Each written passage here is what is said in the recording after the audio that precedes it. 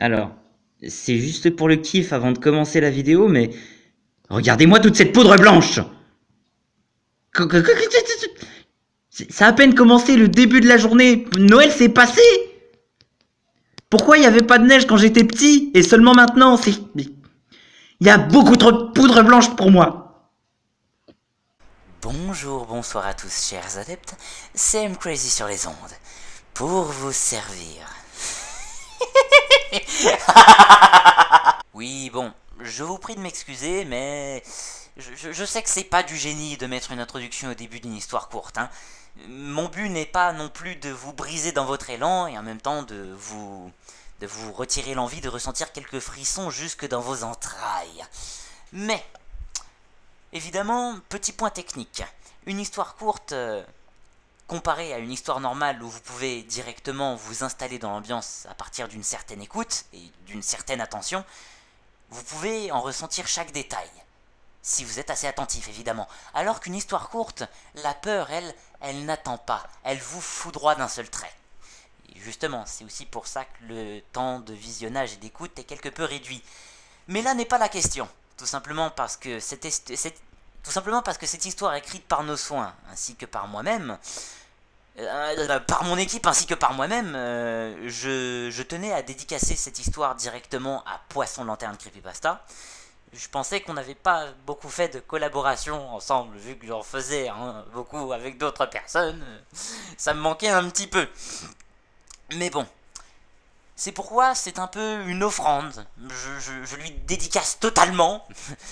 C'est comme un gros poutou sur le cul, si tu veux. Mais bon, on ne va pas s'enfoncer. Premièrement, évidemment, c'était une fois encore un très grand plaisir de le faire avec toi, Poisson. Et surtout, je tenais principalement et grandement à te remercier, car sans toi, je n'aurais peut-être pas découvert le monde merveilleux des conteurs. Et même si c'est moi quand même qui suis venu vers toi tel un bambin avec les joues toutes rouges, j'ai fait le plus gros du travail, j'ai sauté à pieds joints dans les contrées sombres de l'horreur, les tréfonds, n'est-ce pas? Mais je tenais à te dire merci, parce que sans toi je n'aurais sans doute pas eu accès au niveau que j'ai atteint aujourd'hui. Ah putain, ça me casse les couilles, hein. Non mais faut que j'arrête de lui faire des pipes à ce fils de pute là, hein, quand même. Hein. Ah, ça enregistre encore? Ah merde. Mais évidemment, cette histoire a quelque chose de très particulier, puisque c'est aussi en quelque sorte un hommage. Un hommage à quelqu'un de très célèbre, et qui n'est malheureusement très connu que de par sa popularité. C'est pourquoi je vous laisserai un documentaire pour en savoir un peu plus sur le personnage en fin de vidéo. Vous n'aurez qu'à cliquer directement dans les annotations qui apparaîtront dans les 20 dernières secondes de vidéo ou tout simplement dans la description. Sur ce, je te fais un gros bisou, friture. Oui, tu passeras à la poêle un jour, ne t'inquiète pas. Puis je pourrais te déguster, espèce de salopard. Je pourrais te déguster un jour. Mais sache qu'en tout cas, je t'aime beaucoup et que on te dédie cette histoire. Des gros bisous tout rouges.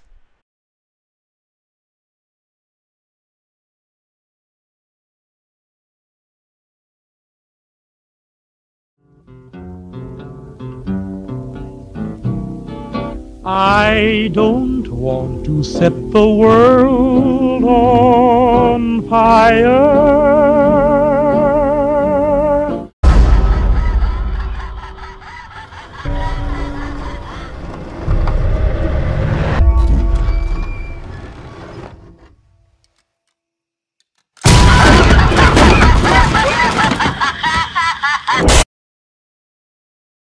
Je me nomme Limonir. Je suis gardien d'un phare, mais je vis en ermite près des côtés de l'océan. Je vis paisiblement, comme un bon vieux marin. Si j'ai choisi cet endroit, c'est bien pour plusieurs raisons. Mon père lui aussi était marin. C'était même un sacré violon de mer. Il en a connu des expéditions maritimes.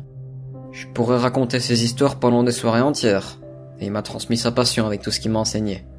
Depuis, les mers et les profondeurs n'ont que très peu de secrets pour moi. Sa mort fut dure, pesante, et difficile à accepter pour notre famille. Son trépas, en revanche, fut aussi doux et calme que le son et le mouvement des vagues. C'est comme s'il avait toujours appartenu à l'océan. Désormais, il repose en paix. Il a eu une vie bien remplie. Y a pas de regret à avoir pour lui. Depuis, je suis ses traces. J'ai appris et découvert des choses magnifiques, avec son journal de bord, ses écrits et les quelques notes qu'il m'avait laissées. Certaines disaient qu'il était très fier de moi, que j'étais enfin devenu un homme, et qu'il m'avait laissé un petit cadeau, un trésor, mon héritage. Il m'avait brièvement expliqué que ce cadeau était une sorte d'artefact, qui devait valoir une sacrée fortune, et qu'il l'avait volé. Il avait appartenu jadis à une secte, une sorte de culte. En tant que marin, mon père était très peu croyant comparé à d'autres matelots, que ce soit des religions ou des malédictions. C'était un homme qui ne se prêtait pas aux ragots, rumeurs ou autres superstitions, et c'est bien une des nombreuses choses chez lui qui forçait le respect. Il m'avait donc donné l'emplacement sur l'une de ses notes. Futé comme il est, il l'a bien sûr codé avec un langage bien à lui. Évidemment, il m'a enseigné à parler, à écrire et à décrypter ce langage. Même si j'ai réussi à déchiffrer ses indications, ça n'a pas été de tout repos. Mais est-ce que ça en valait le coup? Une semaine s'est écoulée depuis que j'ai déchiffré son message, et ça m'a presque retourné le cerveau. Pendant les 3 premiers jours, j'ai commencé à entendre des voix dans mon sommeil.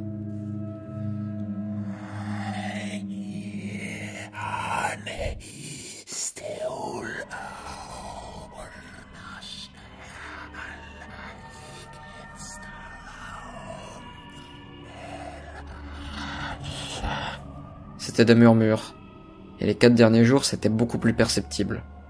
C'était comme un chant de sirène.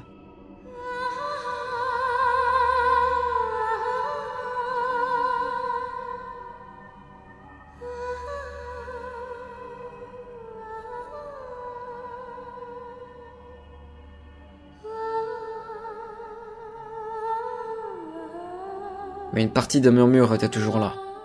Cette fois, je pouvais même entendre des voix en pleine journée, quand j'étais parfaitement conscient et éveillé.